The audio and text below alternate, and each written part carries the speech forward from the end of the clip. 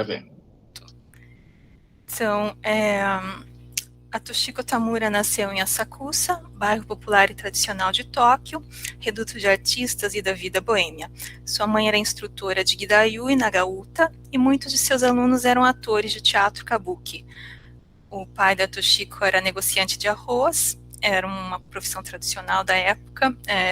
Eu acredito que ele fazia etiquetagem e distribuição do arroz, algo que eu não entendi direito como funcionava, mas era isso.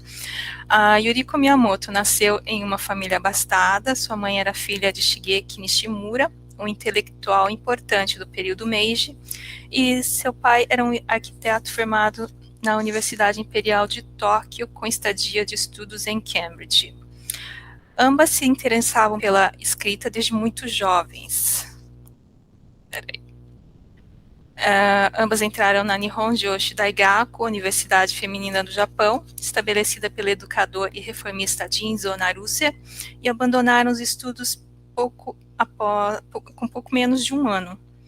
Toshiko foi discípula do escritor Rohan Koda, e seus textos iniciais têm influência da literatura clássica japonesa.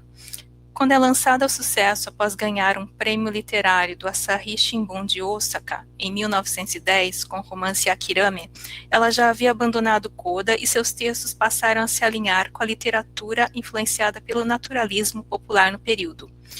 Yuriko era leitora de autores japoneses e europeus, e seu primeiro texto, publicado quando tinha 17 anos na revista Chuo Koron, Mazushiki Hitobito no Mure, de 1916, a tornou conhecida como escritora.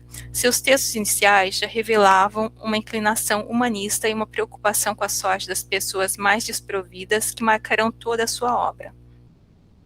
As duas escritoras viajaram e viveram no exterior por muito tempo.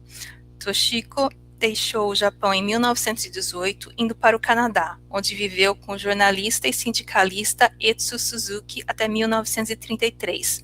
Depois da morte deste, ela passou 3 anos em Los Angeles, retornando ao Japão em 1936, onde permaneceu por apenas 2 anos, antes de ir para a China, onde morreu em 1951. Yuriko foi para os Estados... 1945, desculpem. Marquei a data errada.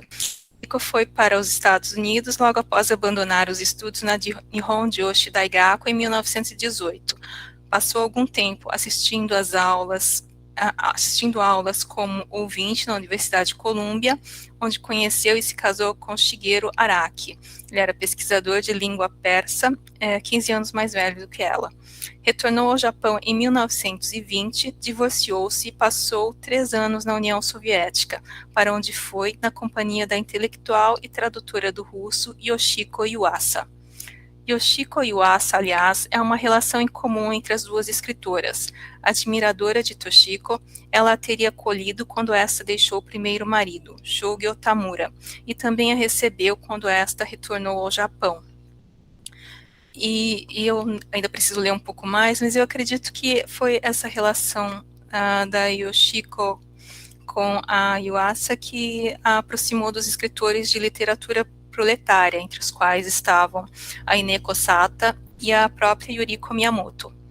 Os textos escritos pelas duas autoras, depois de suas estadias no estrangeiro, marcam grandes guinadas na temática de suas obras. Os textos mais conhecidos de Toshiko foram escritos em um curto período anterior à sua partida para o Canadá e tratam principalmente das frustrações e das dificuldades das protagonistas para conciliar sua independência com as expectativas da sociedade. Já os textos escritos ao retornar ao Japão, em geral, versam sobre os conflitos de identidade dos Niseis canadenses e americanos, e também fazem críticas à situação da mulher no Japão, que não teria avançado quando comparada com a das mulheres no exterior. Os primeiros textos de Yuriko também tratam da mulher, sujeita a várias restrições no Japão e sua busca pela independência e realização pessoal. Mas, ao retornar da União Soviética, apesar de sua preocupação com a situação feminina ser uma constante, seus textos passam a pregar a necessidade de uma revolução socialista, pois só nesse contexto as mulheres conseguiriam se realizar plenamente. Selecionamos 2 trechos de contos do que chamamos de primeira fase da escrita de cada autora, que tratam da frustração das protagonistas com seus casamentos, realizados por escolha própria, ou seja, são casamentos feitos por amor e não por imposição da família, mas que também revelam suas limitações. Em Kanojo no Seikatsu, conto de Toshiko Tamura, de 1915, ou A Vida Dela, como foi traduzido por mim, a jovem Yuko se casa aos 21 anos com Nita e se vê em dificuldades para conciliar seu trabalho de escritora com os afazeres domésticos e, depois, com os cuidados com o filho, mesmo tendo se casado com um intelectual que a estimula a continuar com suas atividades e que, a princípio, a auxilia com o trabalho doméstico. A rotina e as frustrações cotidianas logo começam a esgarçar o casamento. Aqui tem um trecho da minha tradução, que eu vou ler. Yuko passou a atacar e a se opor ao homem com maior frequência. Depois que passou a sentir prazer em iniciar brigas com ele sem motivo algum, de modo rude e ignorante, ela sentia orgulho. Era como se, apenas nesses momentos, ela o tivesse subjugado. Nita não podia deixar de criticar esse comportamento egoísta da mulher. O bom entendimento e a conexão espiritual entre os dois se perdeu.